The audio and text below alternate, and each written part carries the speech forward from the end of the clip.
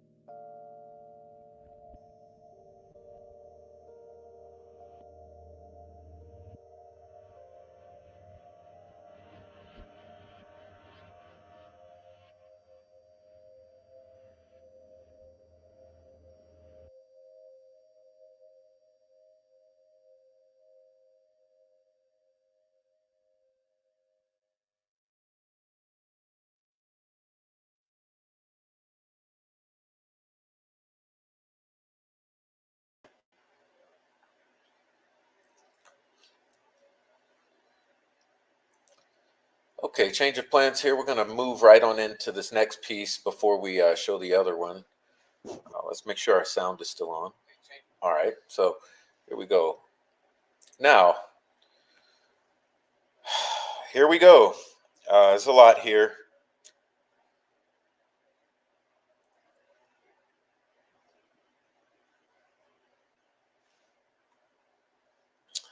Skip to the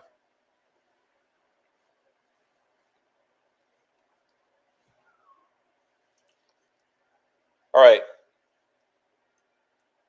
Direct examination of First Sergeant Christopher Cecil. Questions by Mr. McClelland.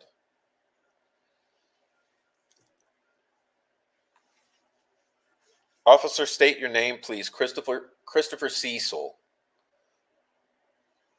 Could you spell that? He spells it. And how are you employed? I'm employed with the Indiana State Police. What's your rank? Currently First Sergeant. Okay, First Sergeant Cecil. How long have you been employed with the ISP? 20 years. Did you go through special training and schooling to be a law enforcement officer? Yes, I did, sir. And do you continue to go through yearly training to keep updated on current laws, policy, those kinds of things? Yes, sir. And what's your current assignment? So I'm the commander of the Indiana Internet Crimes Against Children Task Force. Good one. Crimes Against Children's Task Force here. Throughout these duties, do you have an occasion to take cell phones or electronic devices and what we refer to as dump them, which means take the contents off these devices and examine the information? Yes, I do.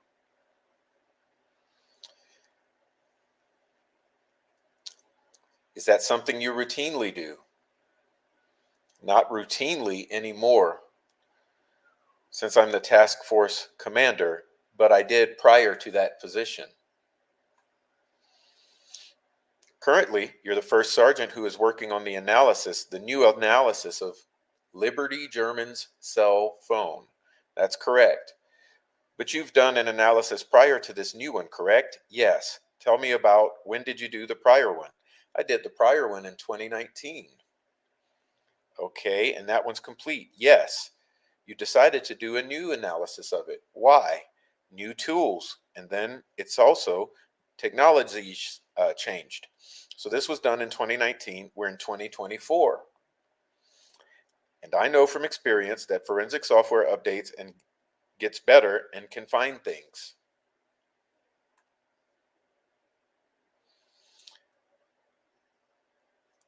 But the analysis for 2022, you did a draft, you did draft a report for that analysis. Is that correct? You mean 2019?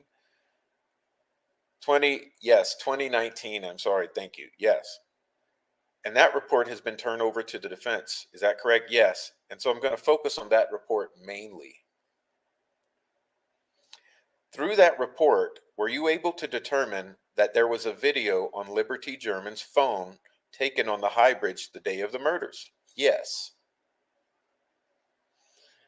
And that video is the famous video that we know as Bridge Guy, that has Bridge Guy in it. Is that correct? That's correct.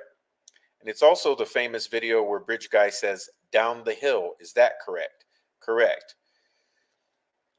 And so that is the point where Abby Williams and Liberty German are abducted from the Monon High Bridge, correct? My understanding, yes. Okay, what I want to know specifically is what is the time that video was taken? So referring to my report, let me establish the foundation for that. Go ahead. What do you have in your hand? So I have a case report. And is this case report the one that you drafted? It's the one that I drafted. And it was drafted after the analysis of Liberty German's phone in 2019. Yes. And it is your report. This is my report. And you believe it's accurate? Yes. And actually, it says Defendant's Exhibit 1 at the bottom. Is it something that was admitted in your deposition? Yes, on May 15th. May 15th. Okay, and would it help you to refer to this report to refresh your recollection? Yes. Judge, I'd ask the court to allow the witness to refer to the report to refresh recollection on the details of the timestamp in the video. You may.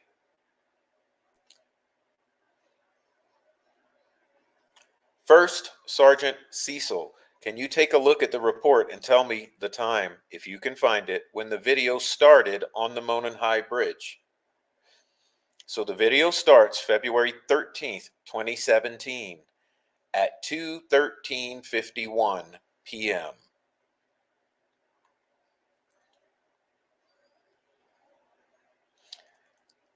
And there was a location or GPS location associated with that video. So when the video initially starts, the GPS geolocates over near the Delphi High School. But then within a matter of seconds, it comes back to the Monon Trail. That's where it goes. Just keep in mind.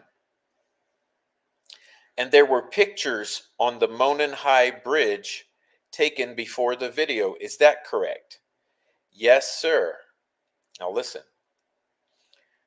And you were able to recover those pictures, plural? Yes. And those pictures have GPS coordinates with them. Is that correct? The pictures don't.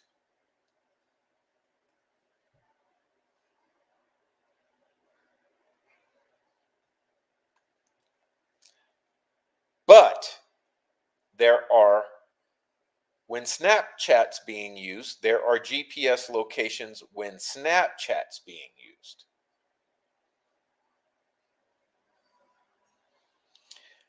And so there are pictures taken throughout Snapchat, and you're able to get a GPS location through Snapchat of those pictures. Yes.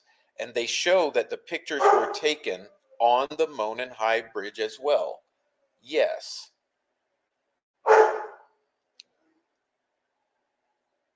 Were you able to examine the pictures and the video? Just a moment.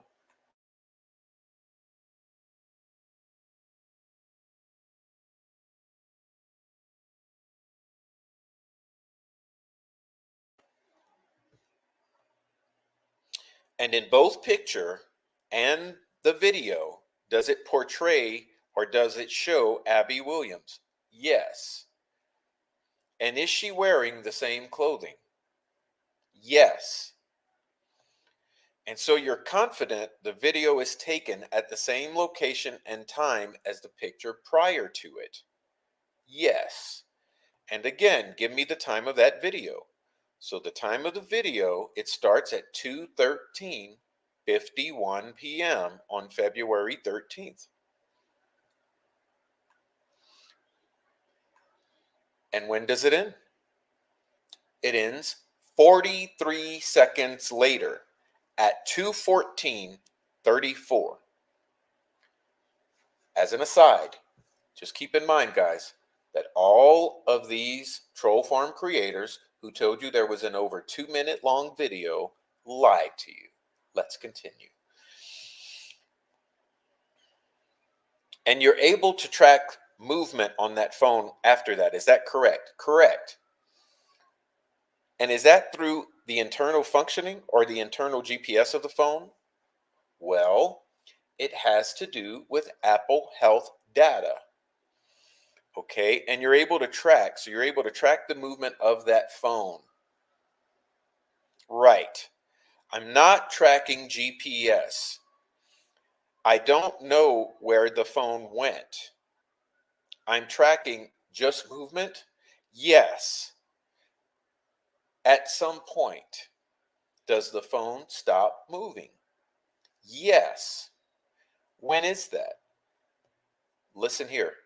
So the phone stops moving the same date, February 13th, 2017, at 2:32 p.m. So 2:32 p.m. Correct. 2:32.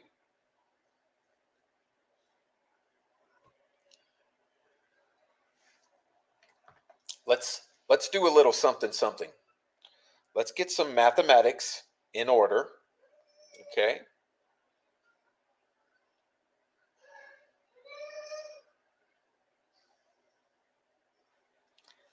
2:32.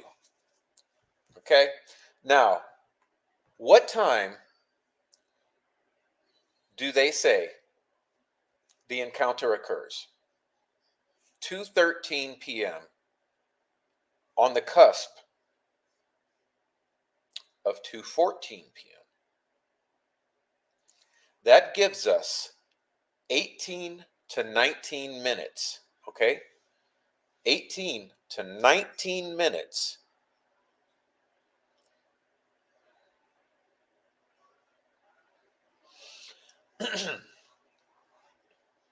Let's continue.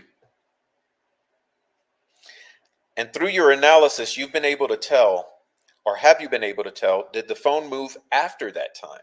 No, it did not. And do you know how long did the phone stay on? My understanding from my examination, I'm currently still in the process on, it stayed on until sometime after 4:30 in the morning on the February 14th. Now listen, the phone stayed on the entire time. You guys get that? Troll Farm, do you get it? So from 2:32 p.m., when the phone stopped moving, which was 18 to 19 minutes after the initial 2:13, 2:14 encounter, until 4:33 a.m., the phone never moved. Correct. Do we get it?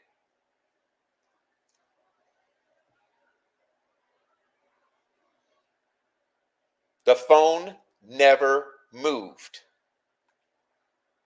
2:32 p.m., 4:33 a.m. Let's keep going.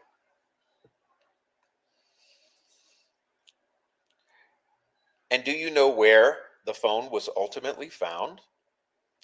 My understanding, it was found underneath one of the girls.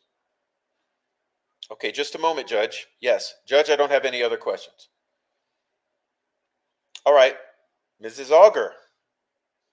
Thank you, Your Honor. Cross-examination of First Sergeant Christopher Cecil. Now, First Sergeant Cecil, how do I refer to you? You can call me First Sergeant Cecil. Okay, First Sergeant Cecil. Now you said earlier the girls were abducted at 2:14 p.m. on February 13th of 2017, correct? Yes. I didn't say they were abducted.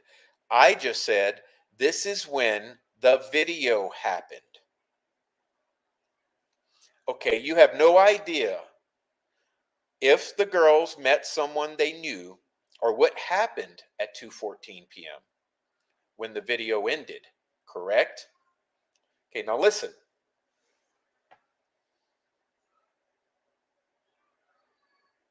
What time did the video end? Just let's keep tracking here. 2:14 p.m. the video ends because it's only 43 seconds. I only know what's on the phone, he says. Sure, so you can't say they were or were not abducted. I can't say anything, you're right. Okay, now, the ability to track movement on the phone, you said came from Apple Health data. Yes, ma'am. Okay, and the Apple Health data, does it show Liberty German's phone leaving from Liberty German's home to the, do you have a map?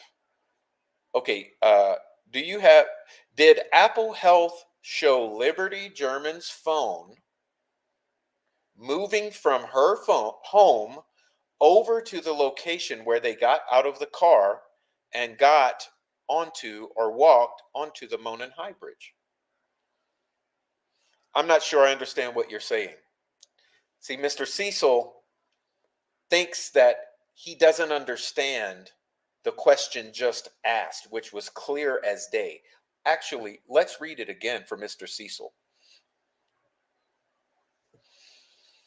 Did the Apple Health data show Liberty German's phone moving from her home over to the location where they got out of the car and got onto or walked onto the High Bridge? I'm not sure I understand. You said the phone tracks movement, correct? Correct. And it shows movement when people walk. Yes. It doesn't necessarily show movement if you're in a vehicle traveling down the road, correct? The only way it could is if for some reason it would detect a movement as if you went over a bump, right? Okay, so it doesn't show any movement of Liberty German's phone leaving from her home to the trail that day when they were in the vehicle, correct? And you're referring to the Apple Health data, correct? Yes. No, it doesn't. Pardon? It does not. The Apple Health data does not. Okay, because it doesn't necessarily pick up if you're in a car unless something kind of significant happens. Is that right? Right, like if you hit a bump or something. Right, okay. So are you familiar with the area around the south end of the Monon High Bridge? No, ma'am. I've never been there. I only know what I've seen on the news reports. Okay, are you aware that between the south end of the Monon High Bridge and the location where the bodies were found, there is an access road? I did not know that. And the Apple Health data, the number of steps and the distance could have gotten those girls to somewhere on that access road. Is that correct? Not necessarily. But it's not wrong. It's not right. You just don't know. Correct. You're right. I don't know. Okay, so let's pause. The leader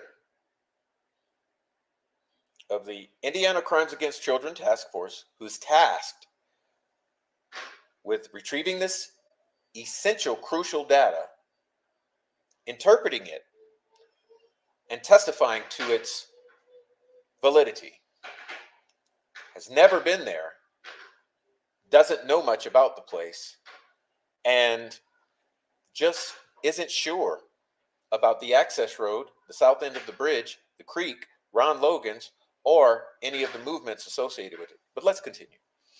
All right, sorry, I'm getting a little salty here.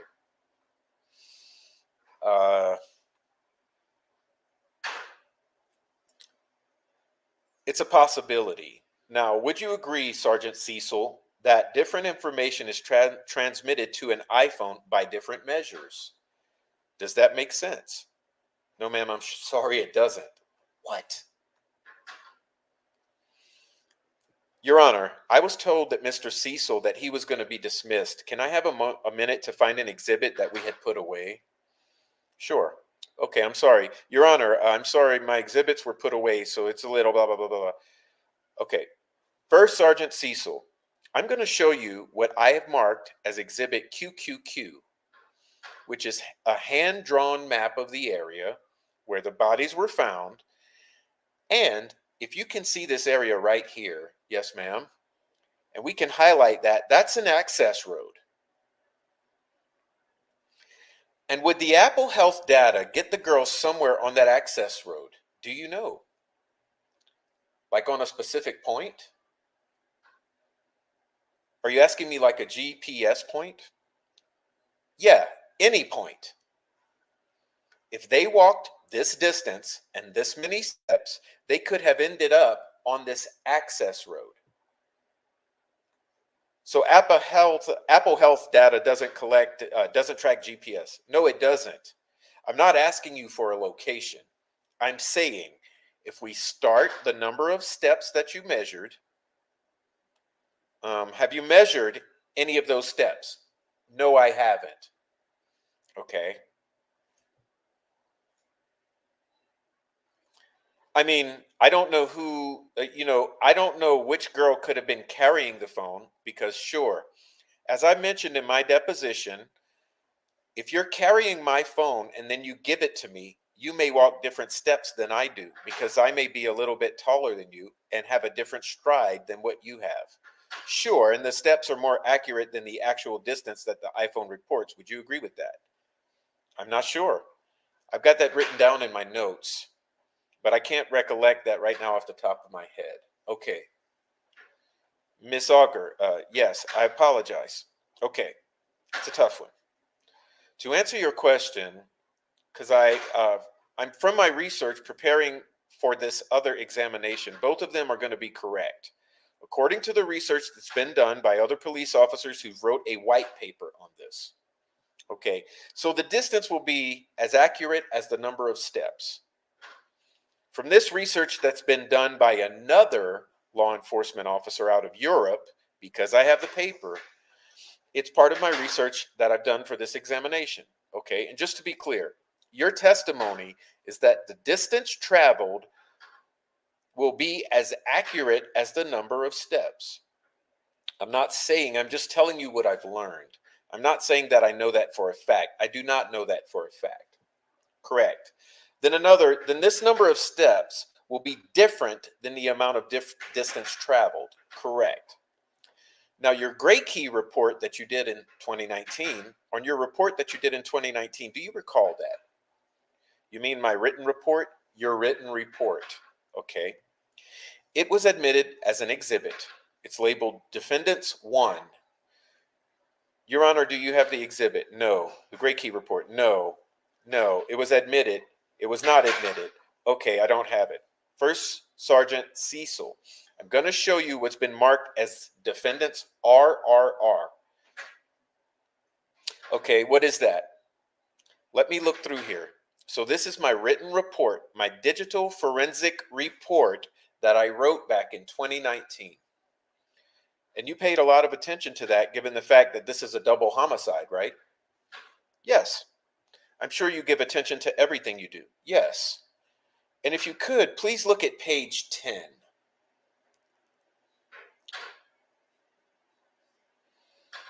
Last line. Yes, ma'am. Well, I want to back up to the middle of the page first. There is in all caps, it says LG. There's a little notation there. I don't know what it is.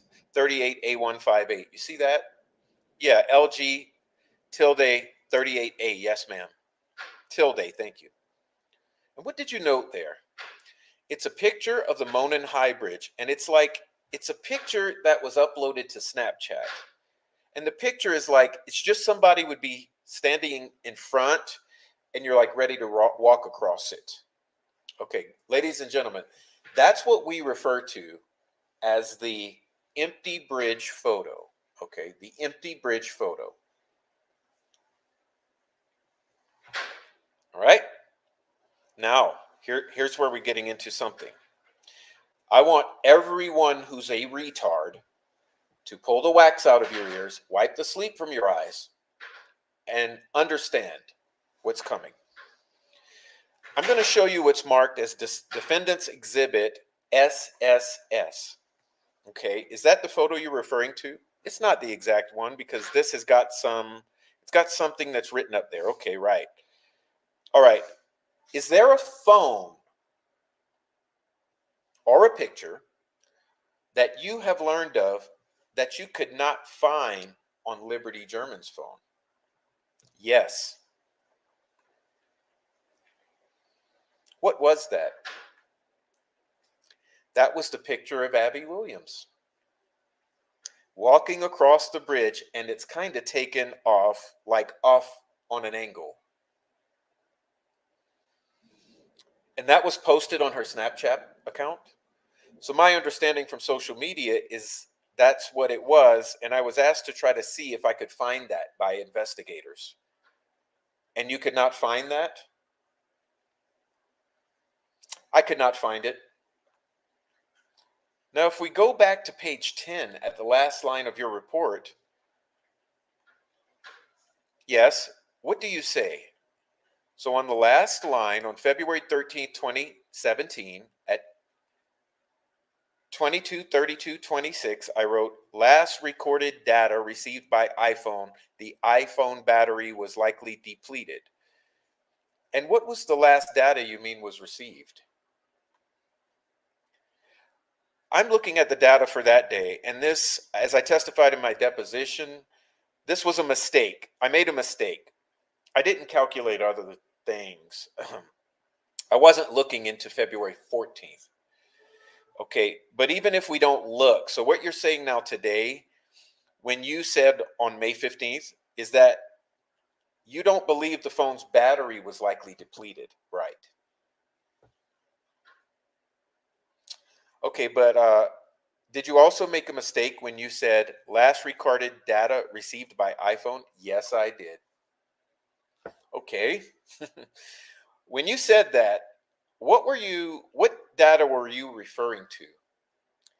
If you look on the next page right here where I talk about it, it says after the phone, it stopped recording, it continued to function, meaning it still powered on. I found no evidence that the user physically interacted with the phone. The phone continued to receive messages, SMS messages, iMessages, FaceTime calls, mobile calls, and other similar communication. In addition, several applications updated in the background. The activity continued until the iPhone battery was depleted. That's what I put in there. That's what I was referring to.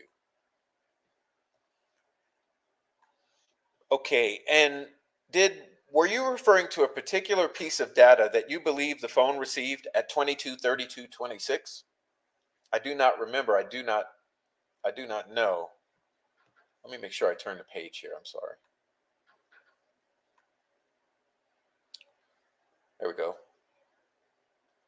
Would you agree with me that an iPhone receives data in different ways or messages in different ways? That's very broad. You're going to have to narrow it down. Okay, well, so if an iPhone receives an SMS message, right? That's a short message service. Do you agree? Yes. Okay, and that's transmitted by a cell tower. Is that right? I get it. I don't know a whole lot about cell towers. How is that coming in there? Okay, because it could be, you testified to that in your deposition. Hello? So it could be from a cell tower. It could come from Wi-Fi. There's other things that it could come from. Okay, how does an iMessage get to a phone? It could come from over the cellular, NE, or it could come from the internet. So if you're connected to Wi-Fi, if you don't have a cell phone service, if you don't have cell phone service, if you're on Wi-Fi, you can get an iMessage. Okay, is it your belief that Liberty German's cell phone was connected to Wi-Fi between 5:44 p.m. on February 13th and 4:33 a.m. on February 14th? No. And if it's not connected to Wi-Fi, the only way it can receive an SMS message is through a cell tower. Correct? Correct. Yes. Okay. And do you agree with me? If Liberty German's cell phone received 0 SMS messages between 4:06 p.m. on the 13th and 4:33 a.m. on February 14th, 2017, I would have to look at that. I can't. Right, but we talked about that in your deposition. Right, but recall that? I vaguely recall it. Okay, what do you need to look at? I can pull up my computer and look if the judge is okay with that. That's fine. It may take a bit for me to pull up the report, but yes. Sergeant Cecil, do you have I'm sorry, which? The copies of your report. Do you want your RRR back? Yes, while we're waiting on you. Yes. Your Honor, I'd like to go ahead and admit Defendant's Exhibit RRR. Okay. Any objection? No, Your Honor. All right. Without objection, RRR is admitted. Defendant's Exhibit RRR admitted. Okay. Now, let's back up a bit. Let's remember of what RRR is. Okay. Let me read you the description again.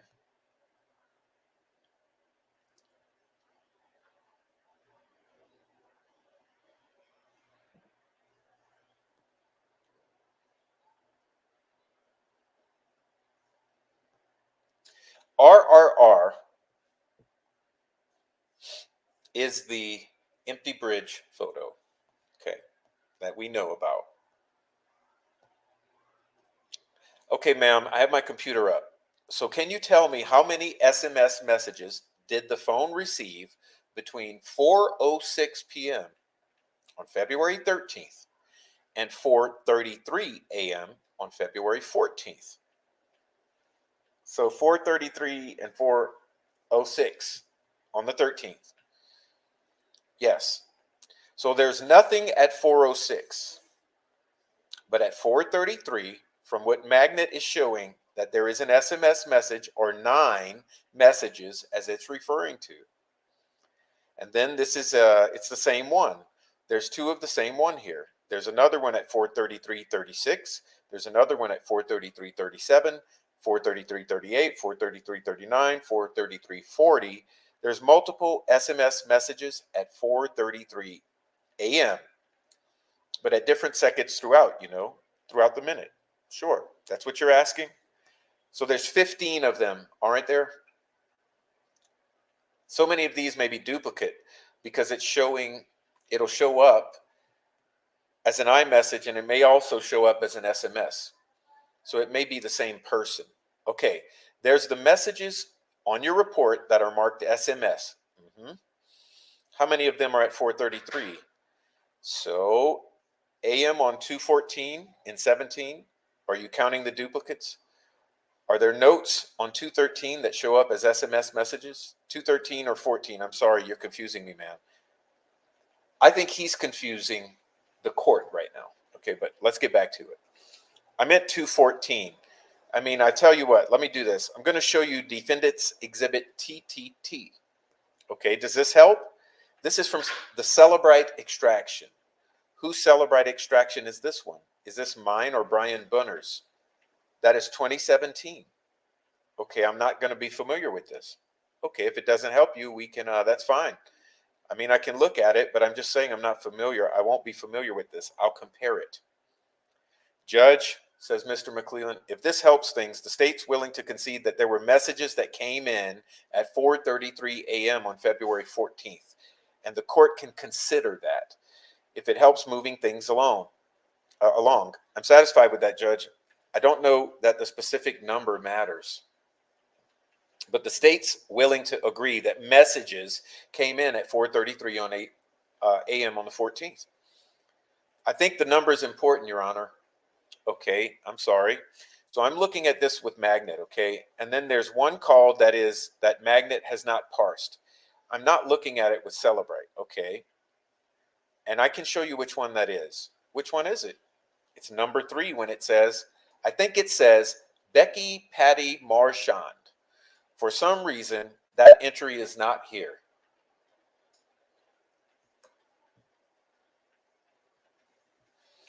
Again, this is the reason why you got to use multiple forensic tools, because to put everything together, I've only got one of them open now.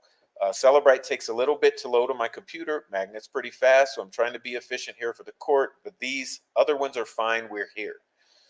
Okay, and does that perhaps, so if we look at Defendant's Exhibit TTT, yes, that it shows 15 SMS messages on Liberty German's phone. But you're saying you think number 3, Becky Patty Marchand, didn't go through for some reason. And in fact, the box is blank and it says, what does it say there? Unknown?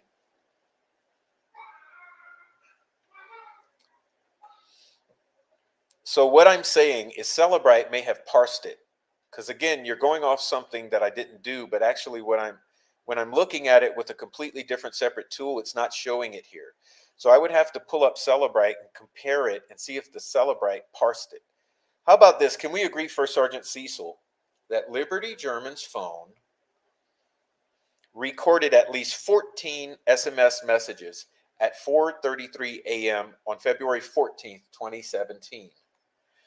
Yes. Oh, yes, okay. And those are, and you agree with all of the 433 SMS messages at the top of the page, other than perhaps line number 3, Becky Patty Marchand. What are you asking when I say I agree?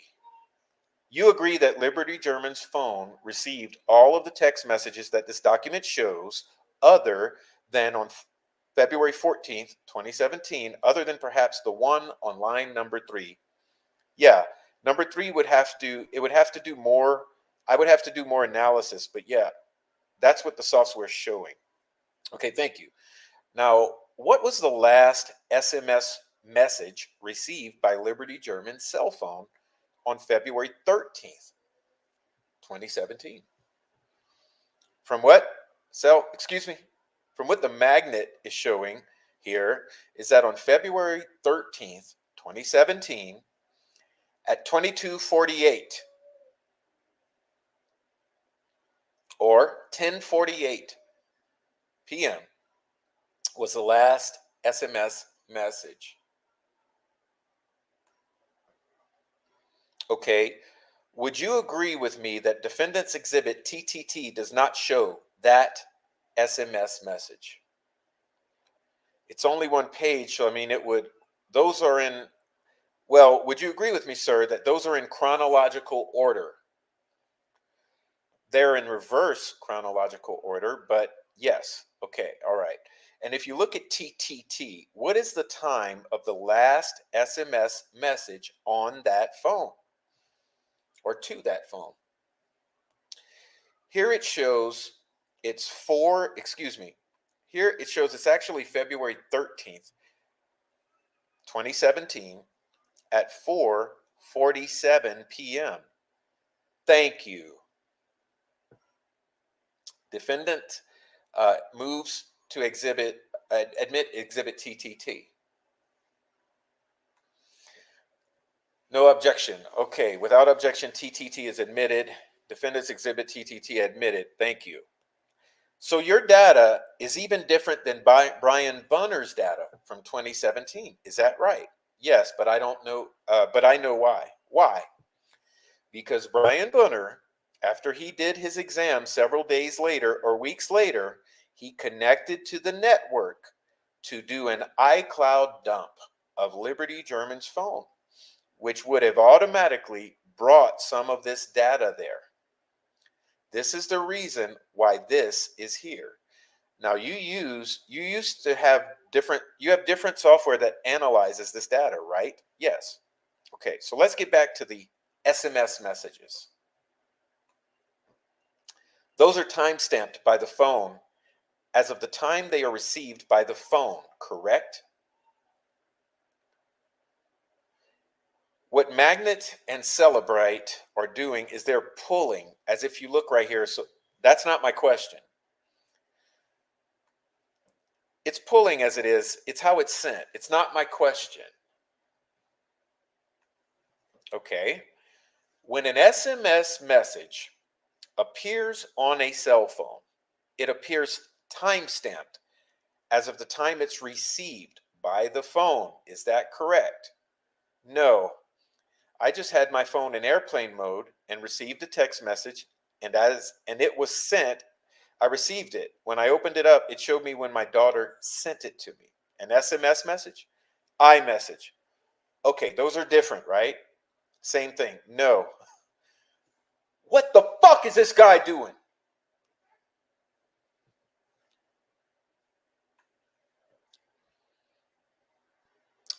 Sorry. Okay, an iMessage is time-stamped as of the time it's sent, correct? It goes through the Apple server, goes through the internet, and those are time-stamped as of the time they're sent, correct? When they're sent from, if you're texting me and you're sending me a text, yes, when you're sending it to me. And I want to be clear, because there are lots of different things that people talk about as text messages.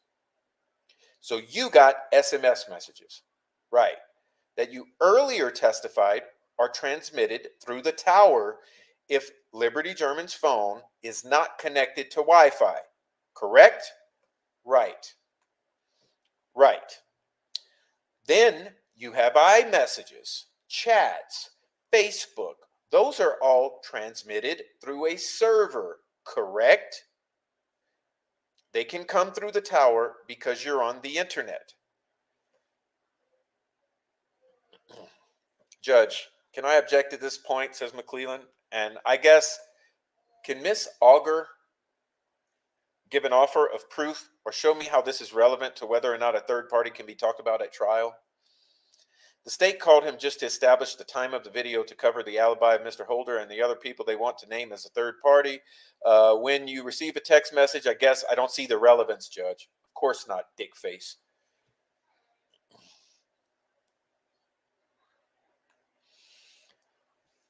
Ms. Auger, Your Honor, the relevance is, and I think that Mr. First Sergeant's going to get there, it's in his deposition, if we need it. An SMS message is time-stamped as of the time it's received by the phone. And an iMessage, a chat, is time-stamped as of the time it's sent by the other phone. And so the relevance is, even though people were sending Liberty German text SMS messages, she did not receive those until 4:33 in the morning, meaning her phone is not connected to a tower between 5:44 and 4:33. I would agree to that. So the relevance is, I would agree to that, yes. Okay, thank you. Jesus Christ, dude. And so the relevance is something changed at 4:33 a.m. in the morning to make that cell phone. Well, why don't you get to the specific point then? Well, shit, Judge, we're trying here. He's obfuscating. Okay. You're dancing around the field here because I'm wondering as well, what does this have to do with third-party perpetrators that you're alleging? Well, it has a lot to do, you dumbass, if you'd fucking listen. All right. Next.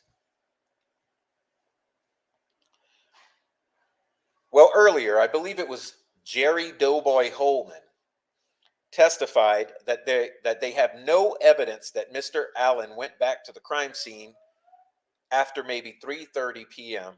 and that the phone it was under Liberty German's shoe under Abby Williams' body, according to the state. It didn't move after 3:30 p.m.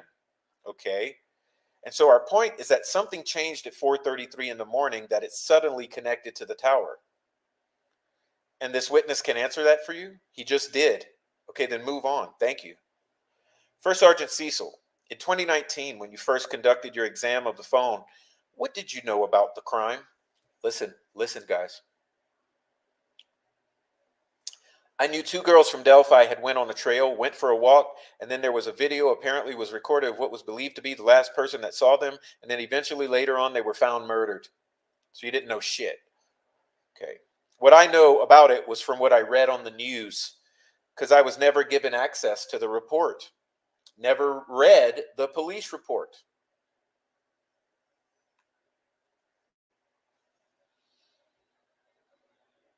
Did you have an understanding of the relevant time frame that you were to review in your examination?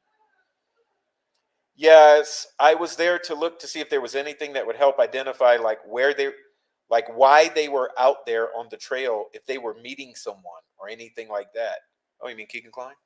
Um, so then it's fair to say you were only looking at data prior to 214 on February 13th, 2017. Prior to 214, yes. Do I need to read that for you again?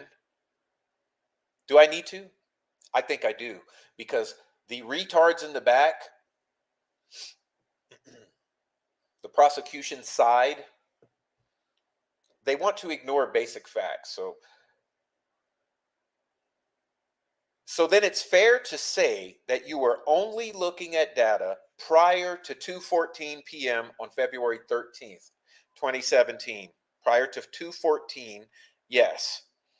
Now, can you tell the court about Knowledge C database? So, Your Honor, Knowledge C is a data. Judge, says McClellan, I'm going to object again. I'm not sure what she can make an offer to prove. I don't see what the relevance is about talking about Knowledge C in terms of third-party perpetrators. Your Honor, we'll withdraw it. I think we have what we need. Okay. So we'll throw this in the trash right now, because this is, we're going to just get to the meat and potatoes here.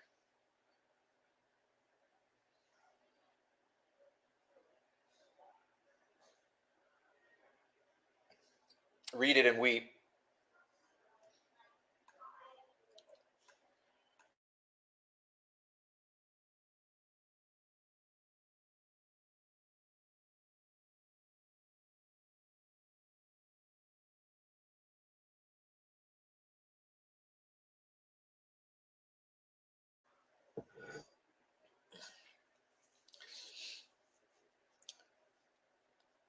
All right. Is there a picture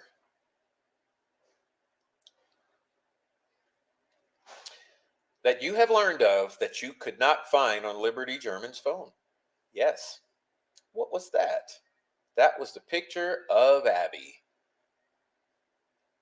You know, the one that we've said for 2 years is photoshopped.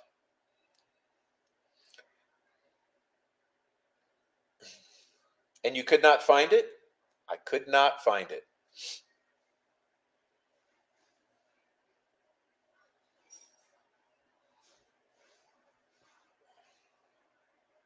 But sure, we made this up.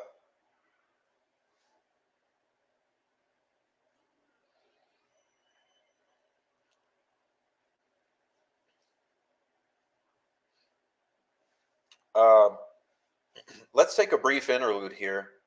And I'd like to play for you the second video that I intended for you to see tonight. Let me make sure that I understand. There we go.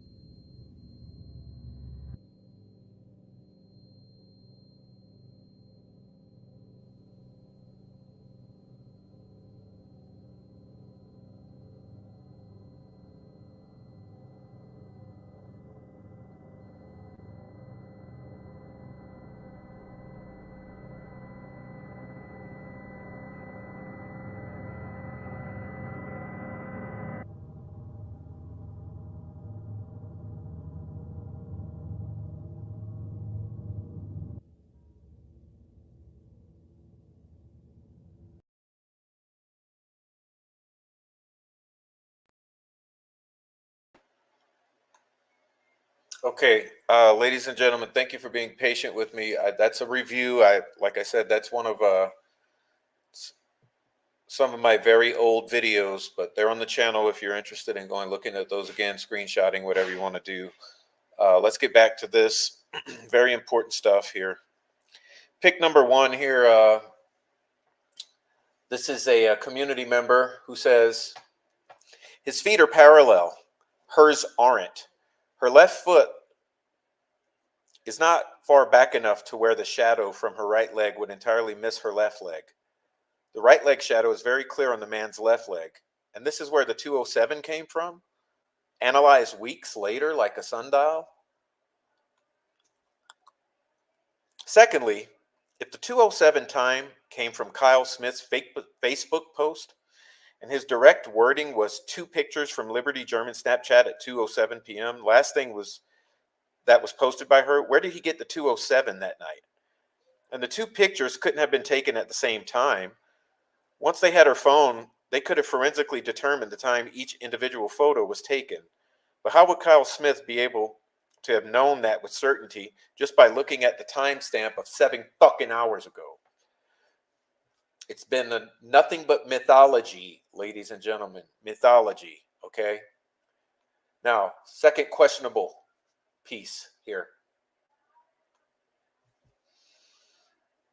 This is the source. I'll just leave it at that. Okay, this magical image that's missing, that several experts say is photoshopped. This is your source for that. Observe closely the wording. Today I got pulled out for them to ask questions. He asked me if I had the screenshot of when the photo was posted. Abby on the bridge. When I went to go get my phone, they informed me, listen closely, ladies and gentlemen, that when they asked the other kids or others, they said no to letting them see their phone. Now, why would the kids, hello, as a matter of fact, why would the other kids say no to allowing them to see their phones?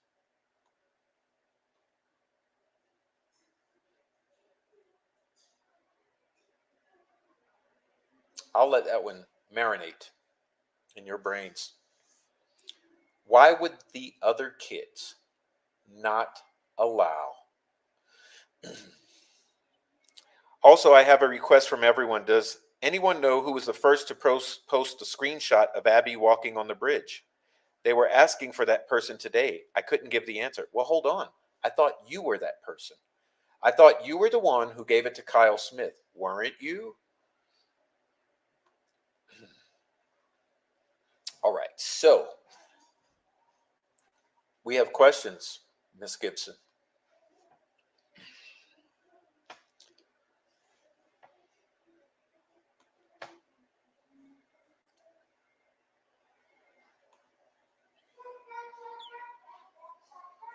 I am not saying that she had a phone that day. Did she? Did Abby Williams have a phone? Or did Liberty German have two? Or did Liberty German have another phone?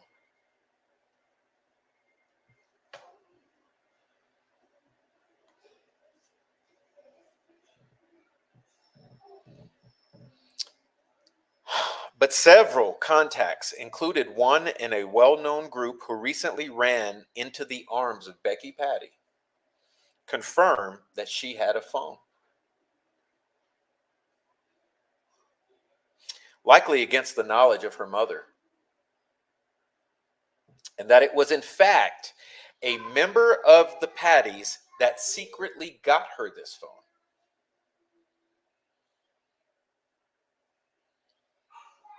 Did she use this to communicate with someone before the murders? Was she there with her phone? I think we already know the answer. Based upon Libby being made a hero by law enforcement for staying with her friend when she could have left, it appears to show this person might have been catfishing. Abby, to get the girls to the trail system. Becky was recently asked by this group of hypocrites about a phone. Becky confirmed that yes, she had one and that she was not allowed to use it all the time.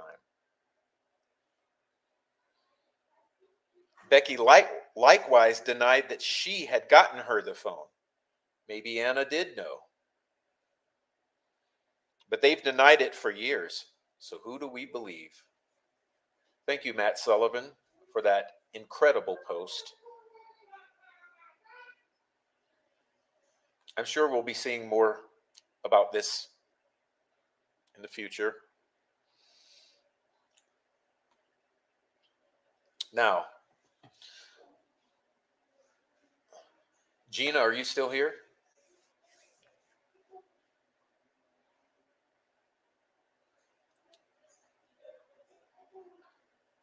Because we're not done yet. We're getting there.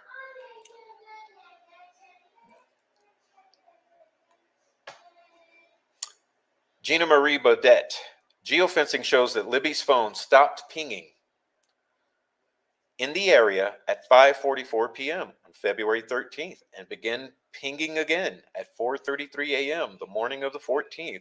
Within days of the murders, there were locals saying the perps took the girls to the Mears barn for hours before taking them to Logan's property.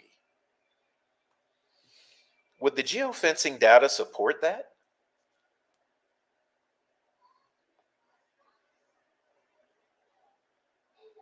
Is that why we're not allowed to see the geofencing data?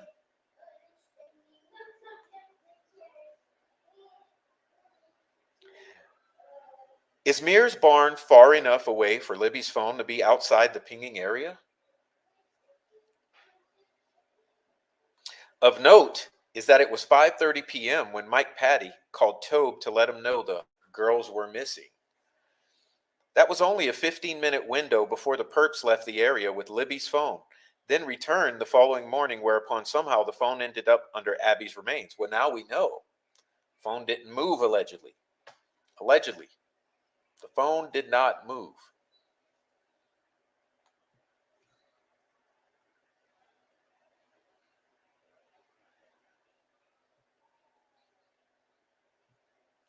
To make things more odd, Mike Patty told law enforcement who arrived that night that Libby's phone was pinging all over town, but it did not move.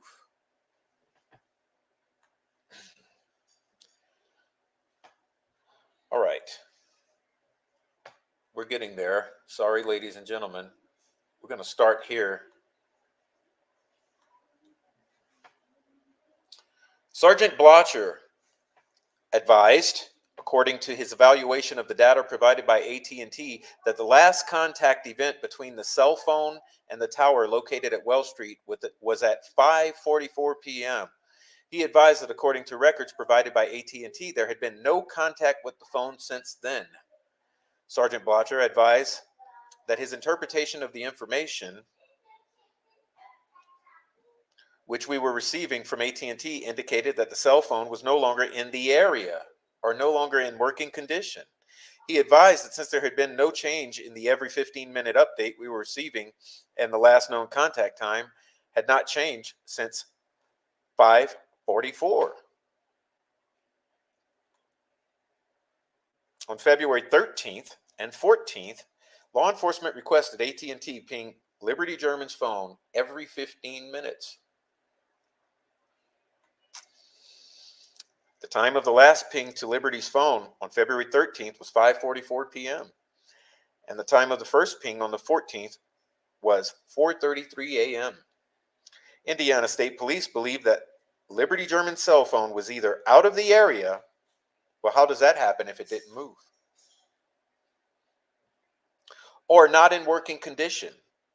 But we now know it was in working condition. between 5:44 p.m. on the 13th and 4:33 on the 14th, at which time there was a successful ping to the phone. Well, there was a lot successful at 4:33 a.m. So the real question is, what's the actual fucking story here? Was the phone working? Was the phone not working? Did the phone move? Did the phone not move? What about another phone? Where did the Abbey on the Bridge photo come from?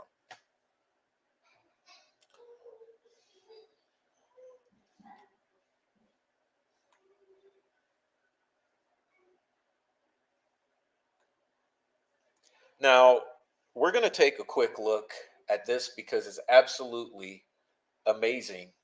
And we need to get to this. This is called Defendant Richard Allen's Fourth Franks motion based on newly disclosed evidence and request for hearing. We've covered this before, but I wanted to include it in this stream because of the context of what we're discussing today. And we're trying to bring some understanding here. Okay.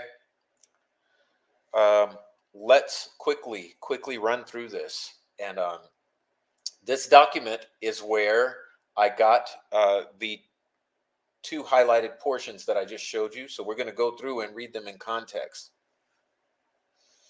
Okay. Now, all right. This says, on September 18, 2023, Mr. Allen by counsel filed his first Franks notice, which included 136 pages of devastating bullshit that the judge has flushed down the toilet. Boy, tell you what, these people, they do not care about how things are seen by FBI, by the citizens of Indiana, or the people of the United States of America.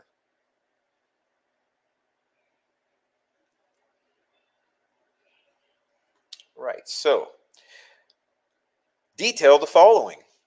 A, certain evidence that the Carroll County Sheriff Tony Liggett failed to include in his search warrant application for the residence of Richard Allen. Certain evidence that was detailed in his search warrant was false. It was. Evidence that law enforcement had acted in an intentional manner on multiple instances,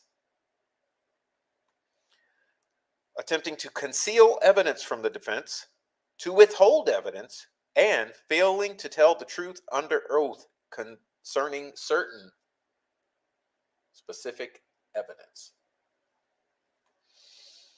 Allen by counsel incorporates his first Franks, the second, third, and into this fourth. So we got four all in one, and she's denied them all because this is a railroading, ladies and gentlemen. No matter what Mr. Richard Allen did or did not do on February 13th and 14th, 2017, this is a railroading of Mr. Richard Allen. So don't be confused about where we stand here. Detailing how the prosecution and law enforcement, in collusion with the YouTubers, had attempted to conceal the identity of a Purdue professor, lie, cheat, steal, slander, disinform, misinform, gaslight, harass, dox, threaten, stalk, and kill.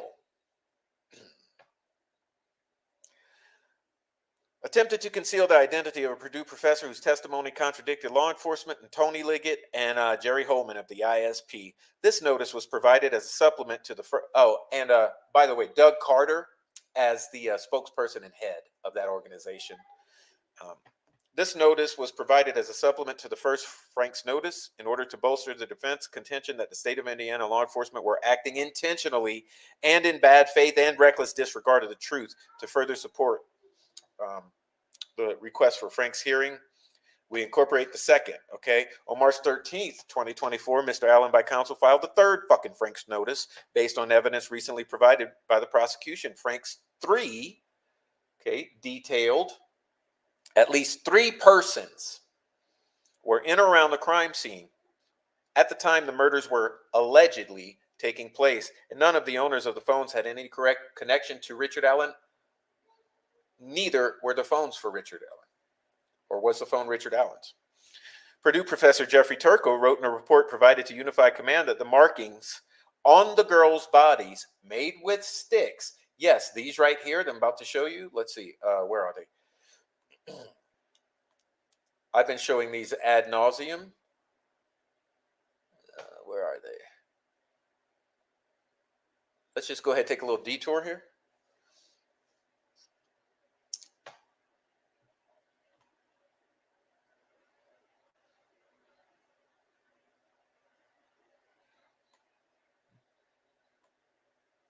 These sticks right here that did not fall. Okay. By the way, I forgot to upload the receipts here. The whole contention that a certain YouTuber who shills for the prosecution was trying to make, and all of the others who gravitate towards this group of individuals, remember they tried to say that these branches fell on the girls like this. They stuck with that about 3 days before they gave up on that, because they realized how ridiculous it was that these sticks had fallen into these arrangements. Okay. Sticks did not fall into these arrangements. Okay. Anyhow, let me continue. I'm sorry. Where were we?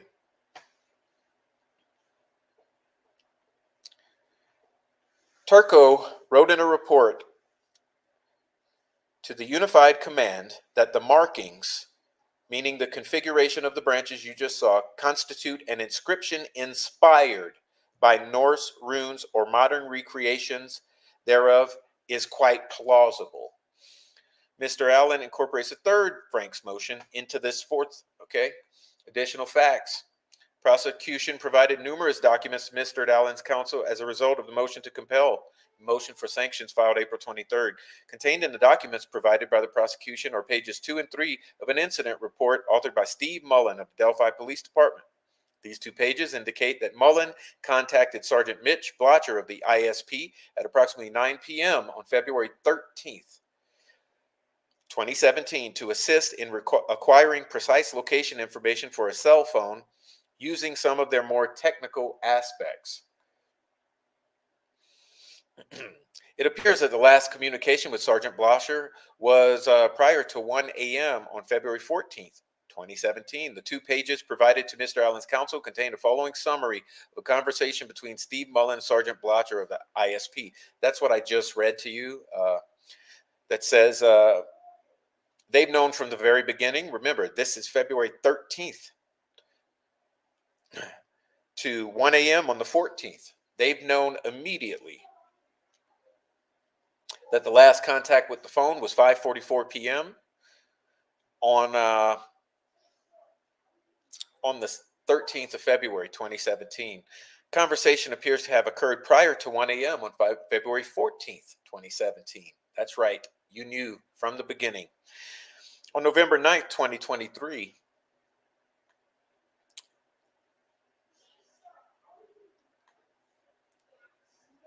prosecution provided Mr. Allen's counsel with evidence of 44 fucking pings generated by AT&T to locate Liberty German's cell phone.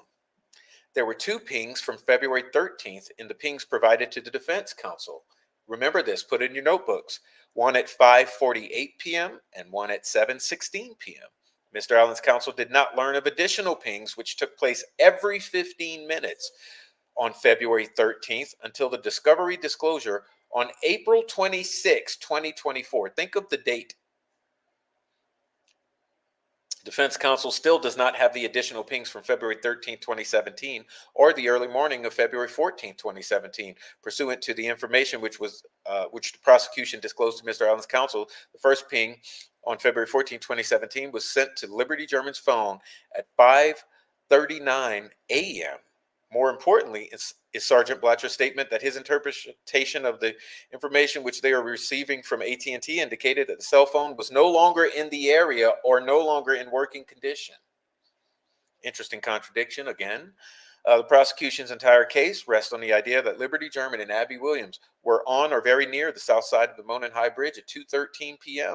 and that Richard Allen killed them between that time and when a witness allegedly saw a man in blue jeans and a blue jacket walked on 300 North shortly before 3:57 p.m. But now you have to recall that the window has even shortened, right?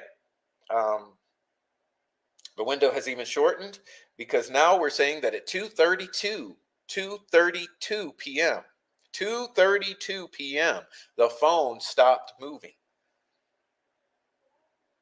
which leaves only a 17 to 18 minute window.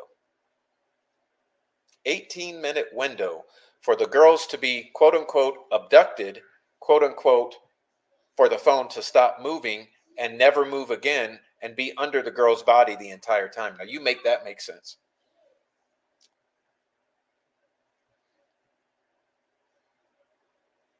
In other words, assuming the prosecution's evidence is accurate, Liberty German and Abby Williams were murdered after 2:13 and before 3:57, and I would venture to say before 2:32. Because that is the time the phone stopped moving. The phone did not move again. The phone was under the body of Abby Williams. Make it make sense. Make it make sense. Are we saying that Mr. Richard Allen took Abby Williams, Liberty German, two very capable young 13 and 14-year-olds who were athletic? He took them off of the south end of the bridge, down the hill, quote unquote, across the creek, quote unquote, which was freezing, up on Teron Logan's property, which is not an easy task, quote unquote, killed them and left them there by 2:32 p.m. That phone was already under the body of the girl, never moved again, and the girl was dead. 18 minutes. What is he? Superhero? Does he have magical powers that we're not aware of? To accomplish that by himself. You tell me how he could possibly ever do that in 18 minutes to get those girls controlled, down the hill, across the creek, and murked on the spot. And then have time to lollygag and leave the sticks arranged as Norse runes. No, not as sticks that fell off of the trees. Sorry, Troll Farm. Jesus Christ, man. Additionally, assuming this timeline is accurate, which we know it's not, the prosecution would have the girls between the Monon High Bridge and the location where the bodies were found from 2:13 p.m. on February 13, 2017, until they were found approximately 12:15 allegedly on February 14, 2017. At the time the bodies of Abby Williams and Liberty German were found, Liberty's phone was under Liberty's shoe, both of which were under Abby's body. Assuming the prosecution's timeline is accurate, which we know it's not, Liberty German's phone was under Liberty German's shoe, which was under the body of Abigail Williams from sometime after 2:13 p.m., which we are now believing is 2:32 p.m., until the bodies were found at 12:15 on February 14, 2017, and remained at that fucking location in that condition the entire time. Albeit magically started functioning again at 4:33 a.m. But that's a whole other subject here. However, Sergeant Botcher stated that on February 13th, that the cell phone was no longer in the area. What is that contradiction about? There's no way that Liberty's cell phone could have been out of the area between 9 p.m. on the 13th and 1 a.m. on the 14th if the prosecution's timeline is accurate, because the phone was at the location where the bodies were found that entire time. Not to mention, we are told by several searchers that that area was covered, despite what the Troll Farm creators would have you believe that no one canvassed that area. I would remind you that that trail that breaks off from the trail that goes right to the bridge goes directly right down there to Ron Logan's property, right there to the crime scene. Additionally, we have FBI telling you that if you're on Kay Weber's property on the other side of the Deer Creek from the crime scene, you can look right down on that crime scene and see everything that happens. Matter of fact, if you're on Kay Weber's deck, you can look down at that crime scene and see everything going on. We're going to forget no one knows about that. At the time of the search warrant for Mr. Allen's residence, members of the ISP were also aware that the last ping of Liberty's phone was not at 5:44 p.m. on February 13th, but at 4:33 a.m. on February 14th. Yes, because they've known it. Furthermore, it's evident from the data on Liberty's phone that the phone was accessed and connected with the cell phone tower at 4:33 a.m. on February 14th. Had Tony Liggett submitted an affidavit for a search warrant that did not recklessly disregard the truth, it would have included the following. When the bodies were found at approximately 12:17 on February 14th, the sticks and branches which appeared to have been deliberately placed on the bodies were actually there and actually looked like they were deliberately placed. FBI Special Agent Nicole Robertson stated the bodies appeared to have been moved and staged. Yes, so how do you explain that if the bodies fell where they lay? At the time of the murders, Abby Williams was dating Logan Holder. She was. Logan is the son of Brad Holder. He is. Jerry Holman of the ISP consulted with Jeffrey Turco of Purdue University. They wanted to withhold that because they didn't want you to know that his opinion was that it could have been inspired by Norse runes or Norse rune-like or Wiccan-like or occult-like or any fucking terminology you want to put to it. Purdue professor Jeffrey Turco wrote in a report provided by to Unified Command that the markings, that is the configuration of the branches on the girls' bodies, constitute an inscription inspired by Norse runes, is quite plausible.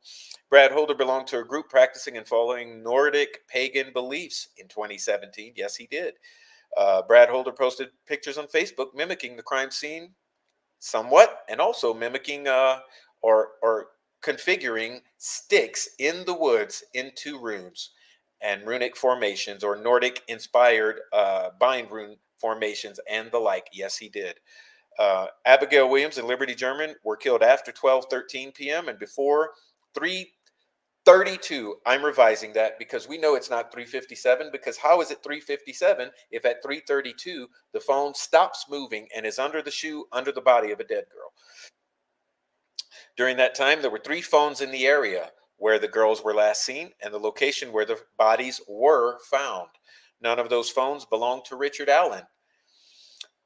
However, our prosecutor has requested that geofencing data, which is extremely important, extremely relevant, and a product of law enforcement, there's no reason why it should not be included and presented to a jury. Our prosecutor has requested, and our judge has approved, rubber stamped, that geofencing data will not be allowed in.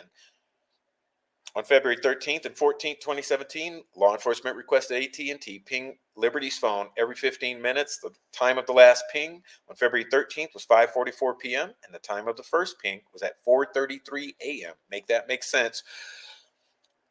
And the phone never moved, allegedly, or did it? Indiana State Police believed that Liberty's cell phone was either out of the area. Well, but that contradicts what we were just told by Mr. Cecil. Or not in working condition. Well, that contradicts what was just told by Mr. Cecil on August 1st. So make it make sense. Make it make sense, because it doesn't, and you can't. These omissions are so voluminous and significant that there is no explanation for their omission other than a reckless disregard for the truth. Had Tony Liggett not recklessly withheld pertinent information from his PCA on the search warrant, the application would have been denied. Not to mention the fact that he also misrepresented witness statements, outright inserted words into the mouths, and twisted multiple descriptions of multiple individuals and multiple vehicles into one single thing, and that is the vehicle of Mr. Richard Allen and the appearance of Mr. Richard Allen. And you tell me how he and Jerry Holman and Doug Carter would all rubber stamp such a thing, and have Nicholas McClellan and Steve Mullen rubber stamp it, and have Judge Gull rubber stamp it, railroad it, and shove it up our asses, because there's no reason on earth why a jury should not be able to be informed of this, be aware of it, deliberate on it, and come to some conclusion. We believe it's important. We also believe that Miss Erica Gibson and Mr. Kyle Smith and Michaela Babcock are extremely important, as well as all of the searchers, as well as all of the family members. Why were their devices not searched? Why do we not have digital forensics to establish an absolute rock solid timeline? Why do we not have proof that Richard Allen gave the statement that is attributed to him giving to Dan Doolin when Dan Doolin allegedly regularly recorded his tips and interactions with civilians, and when he had this very important interaction with this very important civilian, that very important interaction was not documented and in a recording. So we're now left to take the word of a very untrustworthy law enforcement contingent who has already proven themselves to twist witness statements, to insert words into witnesses' mouths, and to truly try to manipulate the minds of the general public and manipulate the evidence in whichever way they want to. So now we have to rely on their word for Mr. Richard Allen's statement that he was there between 1:30 and after, and not prior to 1:30, as he later stated, which is recorded and is documented. We only have vehicles on one end of a recording. How do we know if those vehicles are coming or going? How do we know that this young lady captured a Snapchat as she claims?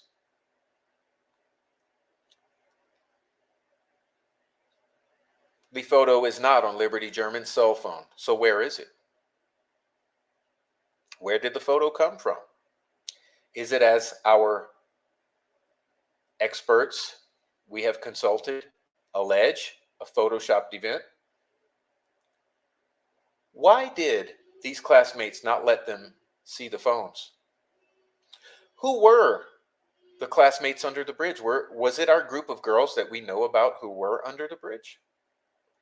Who said they were there until 3:30 and then later changed their story to say that they were only there till 3 p.m.? Did Becky Patty or some member of the Patties secretly get Abby Williams a phone, lend a phone, or let use a phone? Did Abby Williams have a phone? Or was there more than one phone out there that belonged to the victims?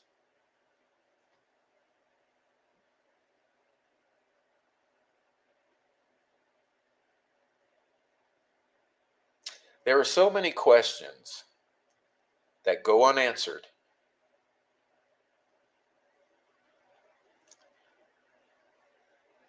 As you know, my opinion is that I do not have enough information to make a decision about the guilt or innocence of Richard Allen. But what I do have enough information on is that there is an absolute unhinged effort by a large contingent of people to railroad, to implicate, to twist, manipulate, and outright lie to have Mr. Richard Allen become a lone wolf, psychotic killer of two baby girls with a minimum of evidence. And I would almost venture to say with no evidence, at least none that we've seen yet.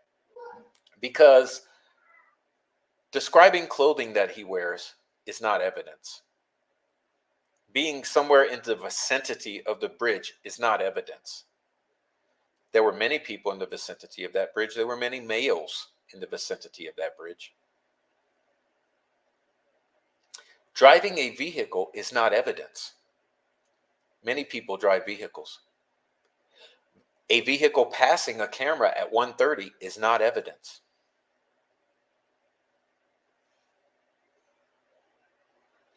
Scratches on the side of a bullet that is an unspent round not only is not evidence, but it's not forensic science.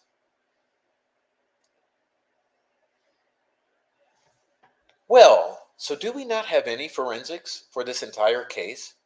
We've got a completely circumstantial case with a minimum of any evidence whatsoever. We got what appears to be coerced confessions. Is that all you got? That was necessary? Is that why our judge had Richard Allen placed into Westville, guarded by those he was guarded by? We've got multiple letters from Robert Baston explaining that he was threatened, harassed, intimidated, abused. We know he was medicated. He was experiencing psychotic episodes. Sure does appear that all we got is confessions, and those confessions could have been coerced. Well, if that's all it takes is confessions, don't we have some other individuals in this community who have made confessions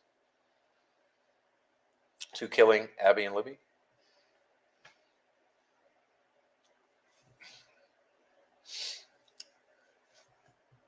We'll leave that with you for today. I'd like to thank everyone for being here, for taking the time out, for listening to this material. Tip of the iceberg. If this is your first time hearing any of this, just understand it's the tip of the iceberg. I would recommend and suggest that all of you interested people go ahead, find the testimony of Mr. Christopher Cecil. Read it for yourself. Read it for yourself, because the people who are going to come on their channels and give you some sort of summary. For example, I'll give you a little taste, because Turbo does it all the time. She does. They come up with these talking points, okay? So consider what you just heard, and then consider these talking points.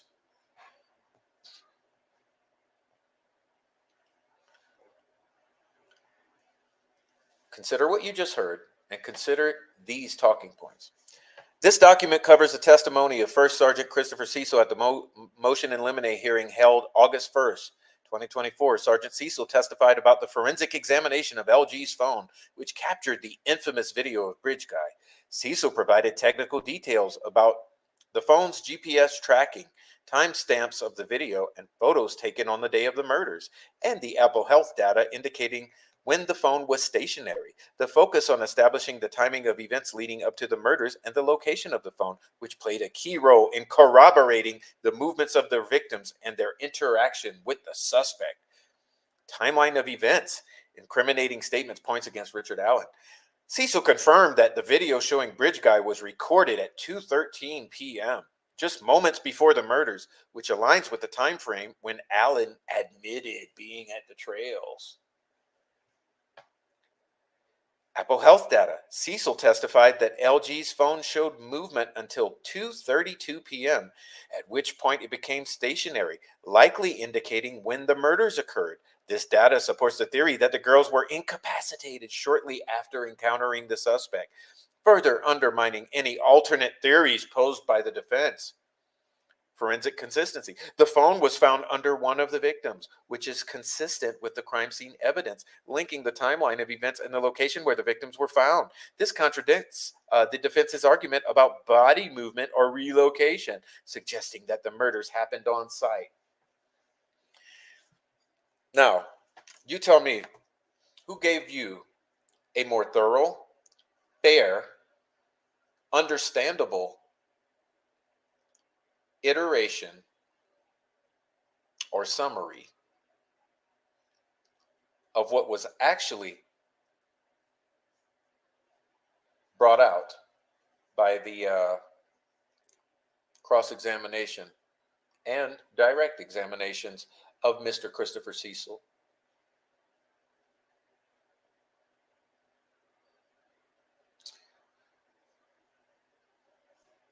So we're to believe that Richard Allen killed the girls at 2:32 p.m. and then waited around for an hour before being witnessed by Sarah Carbo wearing something different than Bridge Guy and also not bloody. How did he manage to not be bloody? He was only muddy, not bloody, despite what Tony Liggett swore to oath to, or alleged under oath. So I'll leave you with that today. Please, please, please hit the like. Please continue to communicate with each other. It's important that you be a community. You are all you have because the blind faith and trust in this system at this point, it cannot work. It cannot work. Okay? You can clearly see what is happening here, regardless of Mr. Allen's guilt or innocence. I'm sure that you can see yourself what is happening here. So God bless you all. Please go back and listen again if there's anything you missed. Go find the documents yourselves. And anyway, if you're on the replay, please be kind enough to add your voice to the conversation by going ahead, leaving a comment, or sharing the video, adding your own opinions, voice, and intelligence to this conversation because it's badly needed. We know that we have an entire contingent who's working together as a tidal wave to try to accomplish this mission and obfuscate what really happened to our dear Abby and Libby, and we don't want to see that because regardless of what they will say to you, what my goal is, and I'm sure what our goal is here in this chat, is the actual truth about everything that happened to those girls in February, whatever, 2017, prior to when they were found in the woods on Ron Logan's property. We want to know the entire story. Who was involved? How did it happen? Who knew about it? Who's been lying ever since? We want to know.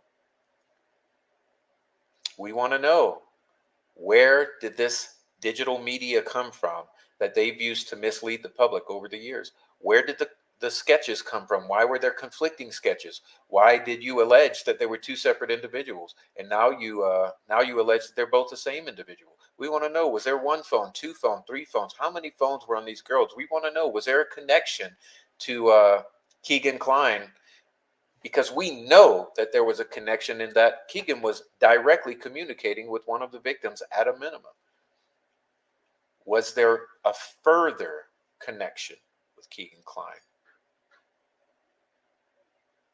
So we love you. Hey, hug your kids, hug your wife, your husbands, all the things that you love, go hug them. And I'll see you guys later. Anyway, God bless. Hit the like on your way out. And